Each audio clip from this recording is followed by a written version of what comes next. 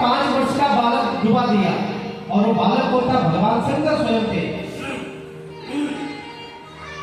जैसे ही उस सरोवर में बालक डुबोया, बालक चिल्लाने लग गया कि हाय कोई यहाँ पे है, मेरी रक्षा कीजिए।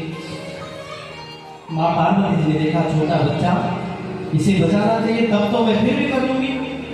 जैसे ही माँ पार्वती गई तो देखा बड़े मगरमच्छ ने उस छोटे बच्चे को पकड़ रखा है और चिल्ला रही है।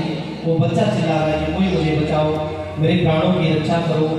देवी पार्वती ने कहा, हे जो मगरमच्छ था, एक रहा, आपने क्यों इस बच्चे को पकड़ रखा है?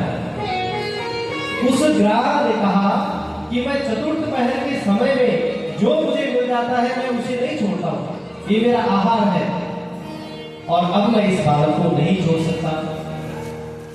देवी ने कहा, आप कृपया करके आपको कुछ चाहिए तो मुझे बताइए। मगरमच्छ ने कहा, देवी यदि देना ही चाहते हो तो मुझे आपने जो जन्म से लेकर तपस्या की है वो तपस्या आप मुझे दे सकते हो। अब वो तपस्या किसके लिए की थी? भगवान शंकर को पाने के लिए। और परीक्षा कौन ले रहा है? भगवान शंकर परीक्षा ले रहे हैं। मगर पार्वती ने कहा, हे मगरमच्छ, एक जन्म क्या, मैं करोड़ों जन्मों के तप को ठुकरा सकती हूँ इस बालक की रक्षा करने के लिए, क्योंकि किसी के प्राणों को बचाना सबसे बड़ा धर्म बताया गया है।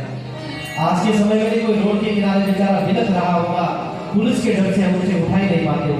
अरे जब तुम सत्य हो तो क्या पता किसी को छेड़ने से किसी की कोई प्राण बच जाए, कोई हॉस्पिटल ले जाओ, कोई नहीं पकड़ेगा।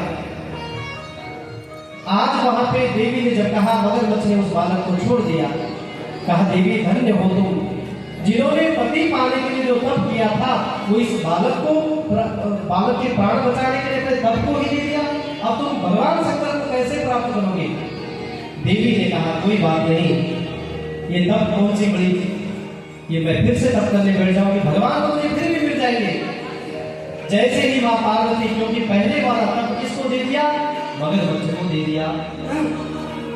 जैसे मां पार्वती उसी शिला में उस तप करने के लिए बैठी, उसी समय सामने भगवान शंकर जी प्रकट हो गए। बोले शंकर भगवान की। ये देवी, ना कोई मगरमच्छ था, ना कोई बालक था, ना कोई सरोवर है, आंख खोल के देख लीजिए। मां पार्वती ने देखा तो सच में, बोला कि क्या लीला थी? भगवान शंकर ने कहा, मैं देवी तेरी परीक्षा लेने के लिए आया था।